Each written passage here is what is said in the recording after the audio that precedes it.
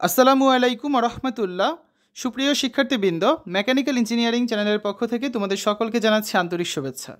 এই ভিডিওটা তৈরি করছি সপ্তম শ্রেণীর শিক্ষার্থীদের জন্য 2025 সালে সপ্তম শ্রেণীর বাংলা বইয়ের কাবুলিওয়ালা গল্পের জ্ঞানমূলক প্রশ্নের উত্তর নিয়ে আজকে আলোচনা করব। এই গল্পটি রয়েছে তোমাদের বইয়ের 1 থেকে 8 পৃষ্ঠার মধ্যে। এই ভিডিওর ডিসক্রিপশন এবং পিন কমেন্টে প্লেলিস্টের লিঙ্ক দেওয়া আছে, সেখান থেকে তোমাদের যার যে বিষয়ের ভিডিও দরকার খুব সহজেই তোমরা দেখে নিতে পারবে। প্রথমে তোমাদের বইয়ের সূচিপত্র দেখে নেওয়া যাক। প্রথম অধ্যায়ে রয়েছে কাবুলিওয়ালা, লিখেছেন রবীন্দ্রনাথ ঠাকুর। তো চলো আমরা এখন এই গল্পের জ্ঞানমূলক প্রশ্নের উত্তরগুলো নিয়ে আলোচনা করি।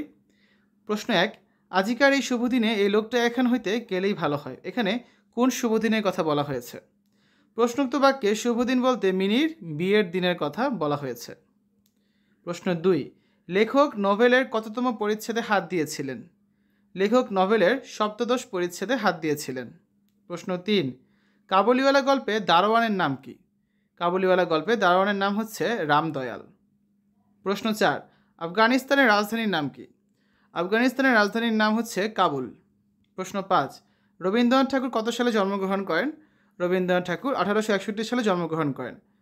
তারপর আরেকটা প্রশ্ন আসতে পারে, রবীন্দ্রনাথ ঠাকুর কত সালে মৃত্যুবরণ করেন? রবীন্দ্রনাথ ঠাকুর 1941 সালে মৃত্যুবরণ করেন। ঠিক আছে, এটা আমি এখানে দিইনি, কিন্তু আসতে পারে। 6 নম্বর, রামদয়াল দারোয়ান কাককে কি বলেছিল? রামদয়াল দারোয়ান কাককে কোয়া বলেছিল।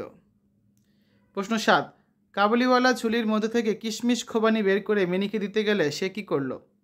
কাবুলিওয়ালা ঝুলির মধ্যে থেকে কিশমিশ খোবানি বের করে দিতে গেলে মিনি দ্বিগুণ সন্দেহে তার পিতার হাঁটুর কাছে সংলগ্ন হয়ে থাকে।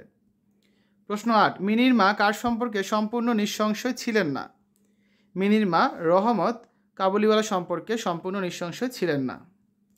প্রশ্ন 9, মিনি কার দুরবস্থা কল্পনা করে অত্যন্ত হাসত? মিনি শ্বশুর নামক কোনো এক অপরিচিত জীবের দুরবস্থা কল্পনা করে অত্যন্ত হাসত। প্রশ্ন 10, রহমত কাকে ছুরি বসিয়ে দিয়েছে? রহমত লেখকের এক প্রতিবেশীকে ছুরি বসিয়ে দিয়েছে। প্রশ্ন 11, লেখকের ঘরে আজ রাত শেষ না হতেই কী বাজছে? লেখকের ঘরে আজ রাত শেষ না হতেই সানাই বাজছে। প্রশ্ন 12, লেখক আঙুর বাদামের দাম দিতে গেলে রহমত কী করলো? লেখক আঙুর বাদামের দাম দিতে গেলে রহমত তার হাত চেপে ধরল। প্রশ্ন 13, কী দেখে লেখকের চোখ ছলছল করে উঠল? কাগজের উপর ছোট একটি হাতের ছাপ দেখে লেখকের চোখ ছলছল করে উঠল। প্রশ্ন 14, কাবুলিওয়ালা গল্পে শঙ্কিত স্বভাবের মানুষটি কে? কাবুলিওয়ালা গল্পে শঙ্কিত স্বভাবের মানুষটি হচ্ছে মিনির মা। প্রশ্ন 15, মিনির বাবার মনে একটু ব্যথাবোধ হয়েছিল কেন? মিনির সাথে রহমতের দেখা না হওয়ায় মিনির বাবার মনে একটু ব্যথাবোধ হয়েছিল। প্রশ্ন 16, কাবুলিওয়ালার মলিন কাগজটিতে কী ছিল? কাবুলিওয়ালার মলিন কাগজটিতে তার মেয়ের ছোট হাতের ছাপ ছিল। প্রশ্ন 17, কে একদণ্ড কথা না বলে থাকতে পারত না?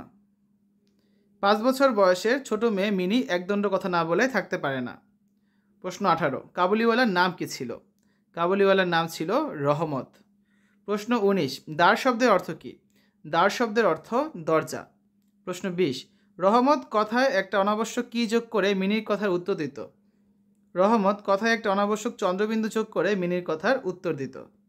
প্রশ্ন 21, মিনির ক্ষুদ্র আঁচল কিসে পরিপূর্ণ ছিল? মিনির ক্ষুদ্র আঁচল কিশমিশ বাদামে পরিপূর্ণ ছিল। প্রশ্ন 22, মিনি কিসের উপর বসে অনর্গল কথা বলে যাচ্ছে? মিনি বেঞ্চির উপর বসে অনর্গল কথা বলে যাচ্ছে। ঠিক আছে, তো এই হচ্ছে আজকে আলোচনা। শিক্ষার্থীরা, আজকের এই ভিডিওতে আমরা তোমাদের সপ্তম শ্রেণীর বাংলা প্রথম পত্র বইয়ের কাবুলিওয়ালা গল্পের জ্ঞানমূলক প্রশ্নের উত্তর নিয়ে আলোচনা করেছি। আগামী ক্লাসে আমরা লখার একুশে এই গল্পের জ্ঞানমূলক প্রশ্নের উত্তরগুলো দেখব। এতক্ষণ তোমরা দেখলে সপ্তম শ্রেণীর বাংলা বইয়ের 1 থেকে 8 পৃষ্ঠার জ্ঞানমূলক প্রশ্নের উত্তর নিয়ে আলোচনা। আশা করি তোমাদের কাছে ভিডিওটা ভালো লেগেছে। আমাদের চ্যানেলের অন্যান্য ভিডিওগুলো দেখার আমন্ত্রণ জানিয়ে আজ এখানে বিদায় নিচ্ছি। আল্লাহ হাফেজ।